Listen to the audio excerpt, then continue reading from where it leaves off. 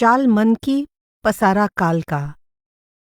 मन मूसा पंगुल भया, पी पारा हरि नाम, रज्जब चाल न चली सकै, रहया ठांव का ठांव। रज्जब जी बलिष्ठ और लंबे कद के नवयुवक थे। कहा जाता है कि एक बार नारायणा धाम में दादूजी स्नान करके लकड़ी की बनी चौकी पर खड़े थे। उन्होंने शिष्य रज्जब को कहा कि जाओ मेरी खड़ाऊं ले आओ। तब रज्जब जी ने कहा कि गुरुदेव, आप चौकी पर ही विराजे रहें, मैं चौकी सहित आपको आसन तक ले चलूंगा। दादूजी कद के छोटे एवं दुबले पतले थे, जिससे रज्जब जी को भ्रम हो गया कि उन्हें चौकी समेत आसानी से उठाकर ले जाया जा सकता है।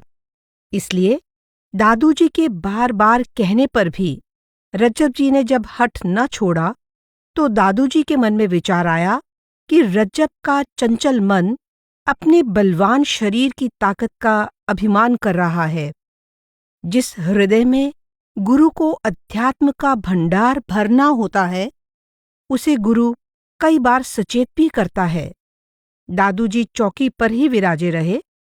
रज्जब जी उन्हें चौकी समेत जब उठाने लगे, तो चौकी हिली तक नहीं। अपना सारा बल लगा देने के बाद भी चौकी उठाना तो दूर, वे उसे इंच मात्र भी हिला न सके।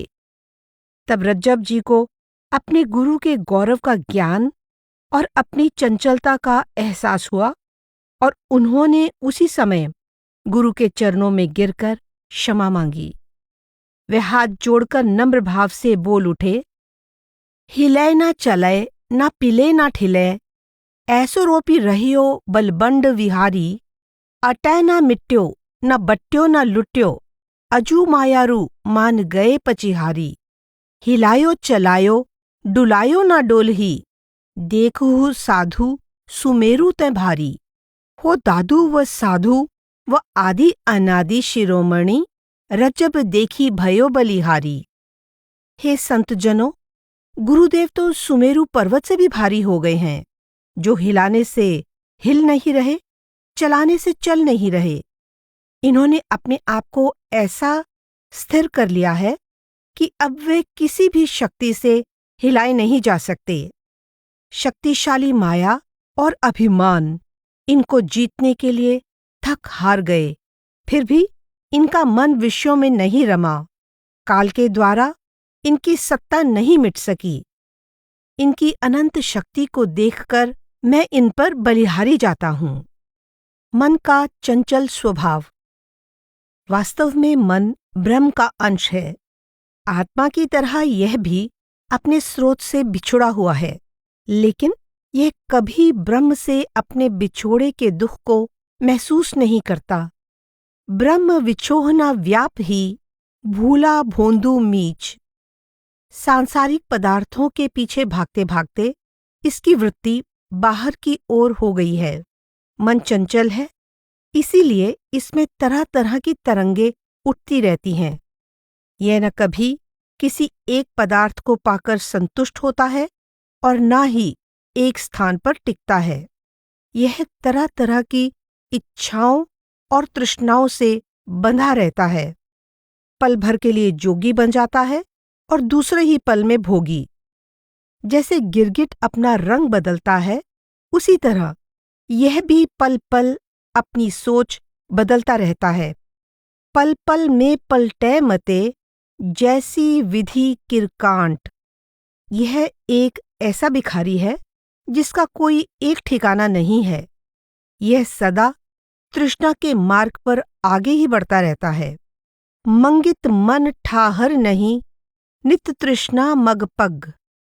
रज्जब जी कड़े शब्दों में मन को कुत्ता कहकर संबोधन करते हैं कि इसकी हालत उस कुत्ते के समान है जो घर घर झांकता फिरता है। ऐसी हालत में भला राम कैसे मिल सकते हैं?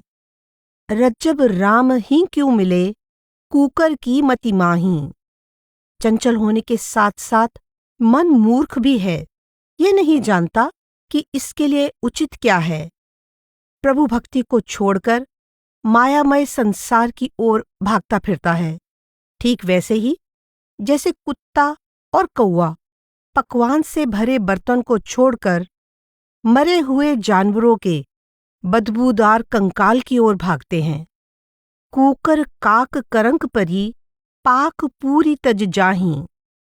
माया में लिपटा हुआ मन संसार के पदार्थों के भोग का इतना आदी हो गया है, मन अमली इस मांड का, कि अगर एक इच्छा का दमन कर देते हैं तो मन में 1000 और इच्छाएं उठ खड़ी होती हैं। एक मौज जे मारिए तो उड़ उठे 1000। माया का साथ पाकर यह उसके नशे में अंधा हो गया है। जब मन को माया मिले तब मन आंधा होए। मन के अंदर माया इतनी गहरी जड़ें जमा चुकी है कि इसे चाहे जितना परे करने की कोशिश करे, यह फिर भी अपना प्रभाव डालती है।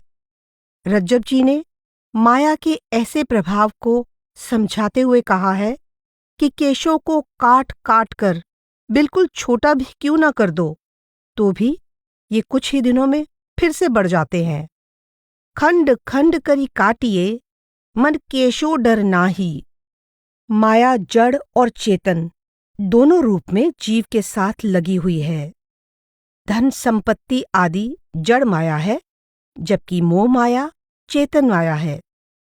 शरीर नष्ट हो जाने पर माया के बाहरी प्रभाव भले ही दिखने बंद हो जाते हैं, परंतु वे फिर भी मन के साथ मजबूती से जुड़ी रहती है। काल काया सौ काढ़ ही, पै माया कड़े न मन। यही प्रभाव अगले जन्म में मनुष्य के संस्कार, उसका स्वभाव बन जाते हैं।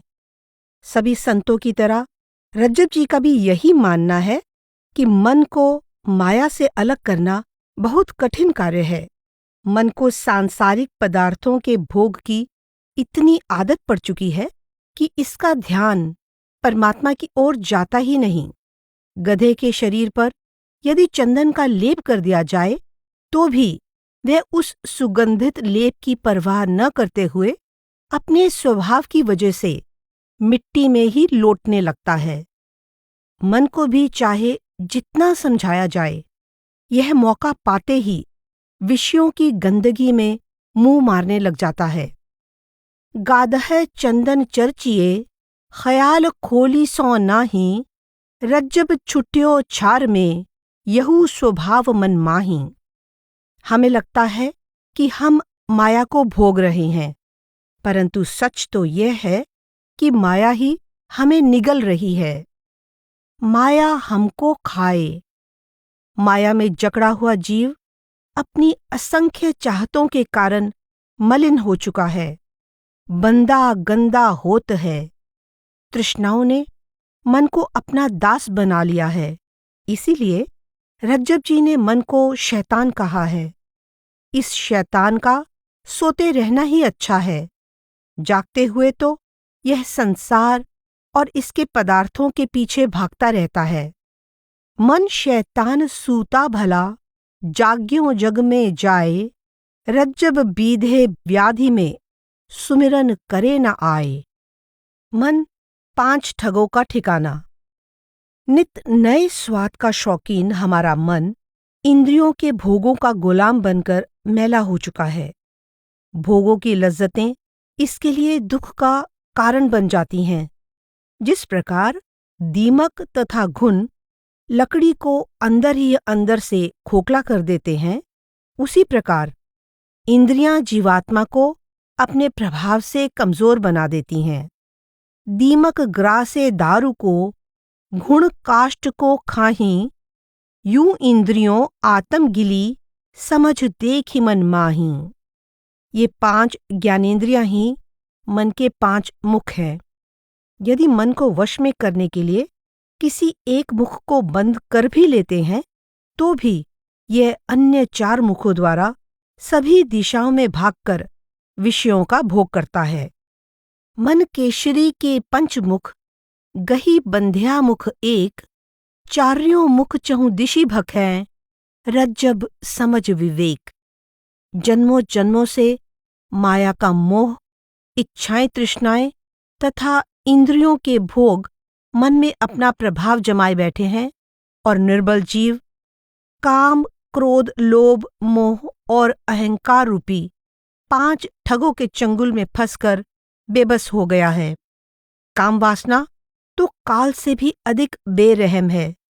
जब मन में काम की लहर पैदा होती है, तब देह में जंगल की आग के समान लपटें उठती हैं।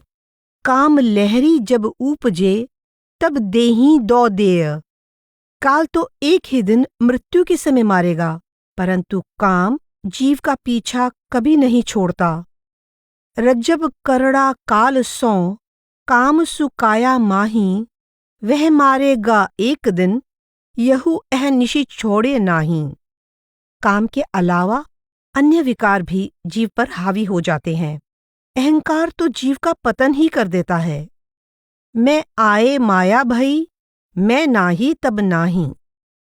मैं मेरी का भाव उसे सांसारिक पदार्थों के मोह में फंसा देता है और मोह के कारण तृष्णाएं पैदा होती हैं। यही तृष्णाएं धीरे धीरे लोभ लालच का रूप ले लेती हैं। जब ये विकार मन को चारों तरफ से घेर लेते हैं, तो वह इतना कमजोर पड़ जाता है कि निर्लज होकर माया के पीछे भागता रहता है। तृष्णा, स्वार्थ, लोभ, अरु लालच, मांगण माया जाहीं। ये विकार तरंगों की तरह उमड़ते हैं। जैसे ही काम की लहर उठी तो काम हावी हो गया, और क्रोध की तरंग उठी तो क्रोध हावी हो गया। क्रोध लहरी मिल क्रोध मन। इन 5 विकारों ने जीव को बोझा ढोने वाला गधा बना लिया है। विकारों में जकड़े मन का साथ पाकर आत्मा के नूर पर पर्दा पड़ जाता है। यह अपना गौरव और अपनी पहचान ही भूल गई है। नाहर त्योड़ा निरखिए, बकरियों बांध्या बाग। आत्मा शेर है, लेकिन बकरियों ने यानी इंद्रियों ने इसे बड़े यत्न से बंदी बना लिया है। इस तरह मन प्रभु प्राप्ति के मार्ग में बहुत बड़ी बाधा बन गया है। मन की ऐसी हालत को रज्जब जी ने कच्चा मन कहा है। यह हांडी में अनाज के कच्चे दानों की तरह उछलता है। काचा कूदे उछले, निश्चल बैठे नाही। एक अन्य दृष्टांत द्वारा रज्जब जी समझाते हैं कि जैसे समुद्र का खारा जल अगर सीप में मौजूद कच्चे मोती को छू ले तो वह मोती गल जाता है, उसी तरह कच्चा यानी कमजोर मन भी इंद्रियों के वश होकर और विकारों के घेरे में रहकर बर्बाद हो जाता है। रज्जब मन मुक्ता काचे गलें, संसार समुद्र जल दोष। मन, माया और इंद्रियों का जाल बड़ा पेचीदा है। कोई विरला साधक ही मन को इस जाल से निकाल बाहर कर सकता है। तैसे मन तै माया काढ़े, साधु कोई एक। जिसने इस शैतान को वश में कर लिया, समझो उसने सारे ब्रह्मांड को ही वश में कर लिया।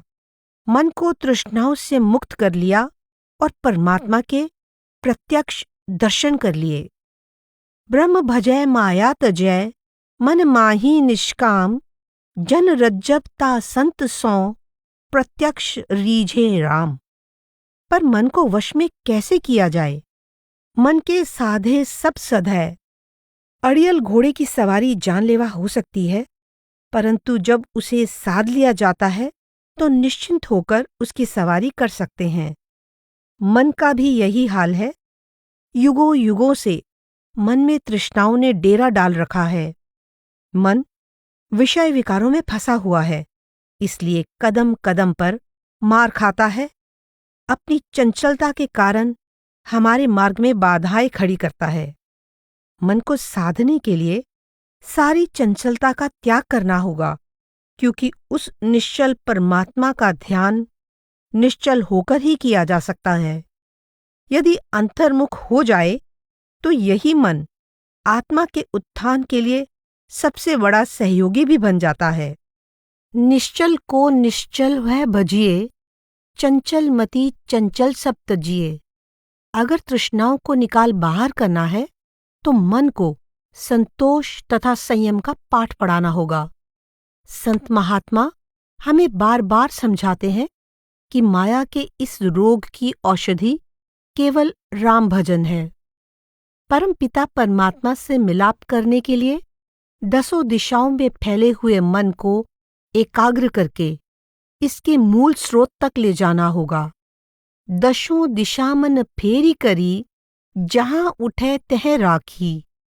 रज्जब जी एक दृष्टांत देते हुए कहते हैं कि राजस्थान में किसान अपनी फसल को चूहों से बचाने के लिए पारे की गोलियां बनाकर खेतों में डाल देते हैं।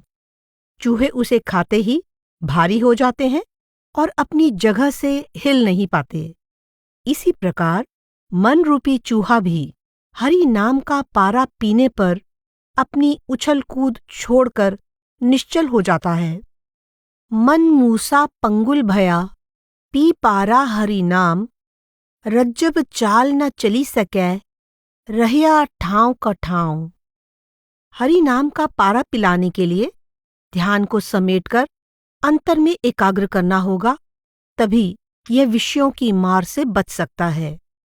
रज्जब जी कछुए का उदाहरण देते हुए कहते हैं कि जब तक वह खोल से बाहर निकला रहता है, उसे मारे जाने का भय रहता है, लेकिन खोल में सिमट जाने पर वह पूरी तरह सुरक्षित हो जाता है। जन रज्जब दृष्टांत को मन कच्छप दिशि जोए। इसी प्रकार जब हमारा मन सुमिरन के द्वारा बाहरी संसार और शरीर से सिमटकर अंतर्मुखी हो जाता है, तो वह शब्द के साथ जुड़ने लगता है, यानी संभल जाता है। इससे हमारे शरीर की तामसिक वृत्तियां भी दूर होने लगती हैं। उन्मनि लागे मन सधै, शब्द सधै सुविचार, रज्जब तन तामस सधै, विरला साधन हार। माया रूपी सुमेरु पर्वत की चोटी पर पहुंचकर, अर्थात माया से ऊपर उठकर जब जीव के अंतर में प्रभु के नाम का नगाड़ा बजने लगता है, तो मन वश में आ जाता है। रज्जब शक्ति सुमेरु शिर, नाम निशान बजाए। परमात्मा की प्राप्ति तभी हो सकती है जब मन संसार की ओर से मृत होकर माया से न्यारा हो जाता है और इसकी लिव केवल परमात्मा से जुड़ी रहती है। माया में न्यारा रहे जिव जगपति माही। जिस नाम को पाकर मन की चंचलता हमेशा के लिए दूर हो जाती है, वह ऐसा स्थायी धन है जिस पर काल का भी कोई प्रभाव नहीं होता। जैसे भूकंप आने पर भूमि पर हलचल होती है, परंतु उससे भूमि के अंदर मौजूद धातुएं नष्ट नहीं होती, इसी प्रकार काल के कष्ट हमारे मन में हलचल जरूर पैदा करते हैं, परंतु इससे नाम की दौलत नष्ट नहीं हो पाती। भाव भूमि हलचल सु हुए, काल कष्ट भूचाल, धर्म धातु धक्का नहीं, जन रज्जब थिरमाल। रज्जब जी ने अपनी वाणी में काल शब्द का प्रयोग 3 अर्थों में किया है: मृत्यु या विनाश, समय की निर्बाध गति तथा कर्मों के अनुसार जीव को फल देने वाली वह शक्ति जिसे धर्मराज भी कहते हैं। वास्तव में काल वह शक्ति है जिससे हमारा इन तीनों रूपों में वास्ता पड़ता है। काल मृत्यु के रूप में। परमात्मा के सिवाय जितनी भी रचना है, सब नाशवान है। पृथ्वी, जल, वायु, अग्नि और आकाश, जिन 5 तत्वों से इस संसार की रचना हुई है, वे भी आखिर नष्ट हो जाते हैं। मनुष्य भी इस रचना का ही हिस्सा है, इसलिए मृत्यु के रूप में मनुष्य का विनाश भी निश्चित है। रज्जब जी कहते हैं कि एक परमात्मा के सिवाय यहाँ ऐसा कोई नहीं है जो काल और कर्मों के वश में न हो। विनशे पंचो तत्व आदमी कौन है, एक बिना जो और सबनी को गौन है, काल कर्म वश नाही सुमोही बताए रे, परिहां रज्जब जंतुहु अंत काल पुनि जाए रे। यह संसार काल की नगरी है। यहाँ मृत्यु का खेल लगातार चलता रहता है। इसीलिए इसे मृत्युलोक भी कहा जाता है। यहाँ 10 दिशाओं में मृत्यु रूपी अग्नि की लपटें उठ रही हैं। दहदशी यम दीन्ही आगी, सभी को काल निगल रहा है। काया माया मांड सब, सकल जीव को काल। संसार की सबसे बड़ी सच्चाई यही है कि यहाँ जो कुछ भी दिखाई देता है उसे काल अपना शिकार बनाने की ताक में रहता है। वह भूखे की तरह उसे झपटकर खा लेता है, किसी को नहीं छोड़ता। रज्जब रहे न कोय, सबको मरना है सही। काल कवल जग जोए, भूख भक मेल है नहीं। एक ना एक दिन काल रूपी कोल्हू में सभी प्राणी तिलों की तरह पीसे जाएंगे। रज्जब कोल्हू काल के, सब तन तिली समान। हमारा ये जीवन रूपी वृक्ष लगातार कटता जा रहा है। उस पर दिन रात काल के कुल्हाड़े के वार पड़ रहे हैं। आवख्या तरुवर कटै, अहनिशी बहे कुहाड़। इनकी भयंकर पीड़ा से कोई नहीं बच सकता। काल समय की निर्बाध गति के रूप में। काल अर्थात समय अपनी निर्बाध गति से आगे बढ़ता जाता है। हम पल पल मृत्यु की ओर जा रहे हैं। समय के प्रवाह को रोकना हमारे वश में नहीं है। जैसे सावन में निकला हुआ इंद्रधनुष कुछ ही समय के बाद छिप जाता है, या गर्म लोहे पर पड़ी पानी की बूंदें देखते ही देखते भाप बनकर उड़ जाती हैं, उसी तरह हमारा ये जीवन काल यानी समय देखते ही देखते समाप्त होता जा रहा है। रज्जब तन तरकसते जात है, श्वास स्वरूपी तीर। मांगे मिले न मोल सो, अरुये निघटे वीर। रज्जब जी हमें समझाते हुए कहते हैं कि शरीर रूपी तरकश से श्वासों के तीर निकलते जा रहे हैं। ये श्वास ना तो किसी से मांगने पर मिल ही सकते हैं और ना ही मोल खरीदे जा सकते हैं। सांसों की यह पूंजी लगातार घटती जा रही है। अल्प आयु बहुविघ्न बिच, अतिगति अहमक मन। यानी इस छोटी सी आयु में भी हमारे अंदर बैठे हुए मूर्ख मन के कारण बहुत से विघ्न आते हैं। रज्जब जी हमें सावधान करते हैं कि यह जिंदगी 4 दिनों की है।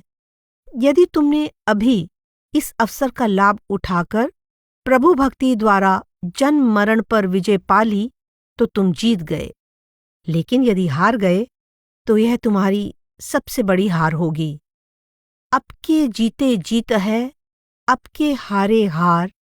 तो रज्जब राम ही भजो, अल्प आयु दिन 4। काल कर्म फल का निर्णायक।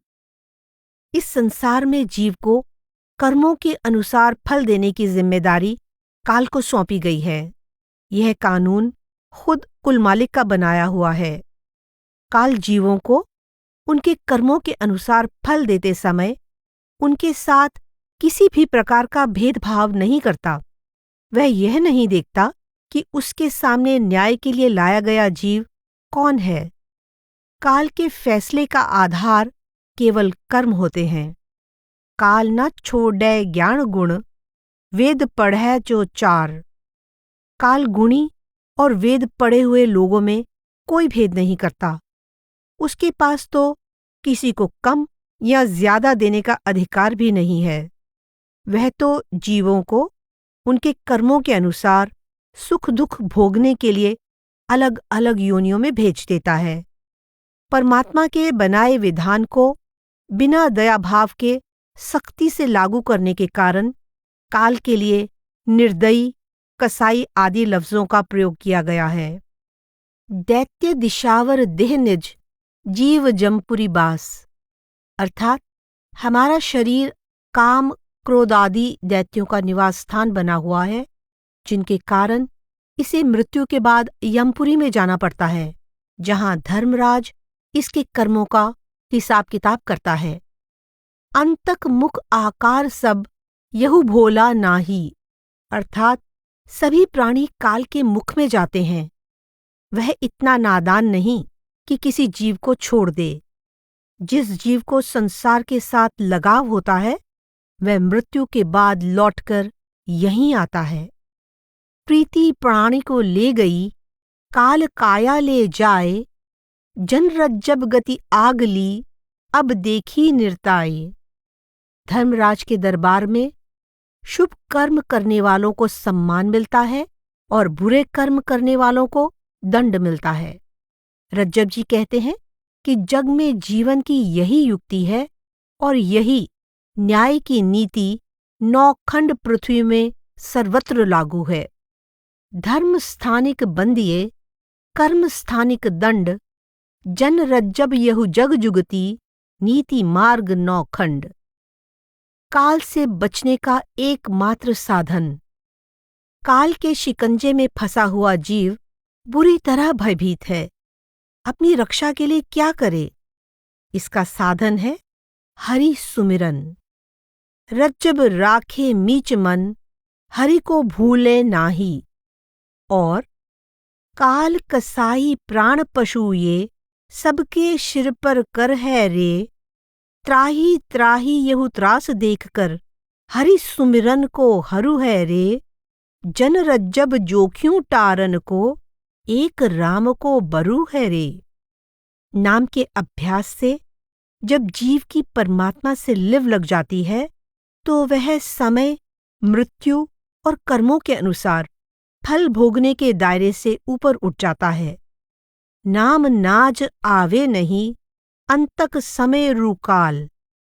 रज्जब जी कहते हैं कि इस बात को अपने मन में अच्छी तरह बिठा लो कि सद्गुरु की शरण में जाने पर हमें यम के धक्के नहीं खाने पड़ते। काल की मार से बचने के लिए यही एकमात्र ओट है। सद्गुरु साईं साधु के शरणे धक्का नाही, काल चोट को ओट यहु, समझ देख मन माही। रज्जब जी अपने अनुभव के आधार पर बताते हैं कि सद्गुरु की शरण में आने से काल का दमन हो जाता है। उठे सब साल द्यूं अरि काल। सद्गुरु द्वारा बताई गई युक्ति के अनुसार नाम भजन करना चाहिए। पल पल घटते सांसों से खालिक कीजे याद। नाम के अभ्यास से जन्म सार्थक हो जाता है। श्वास शब्द लागे अर्थ, जन्म न जाई बाद। प्रियतम परमात्मा से उनका मिलाप हो जाएगा और काल की पकड़ से छुटकारा मिल जाएगा। रज्जब ल्यो लाल ही मिले, लौ में काल न खाए।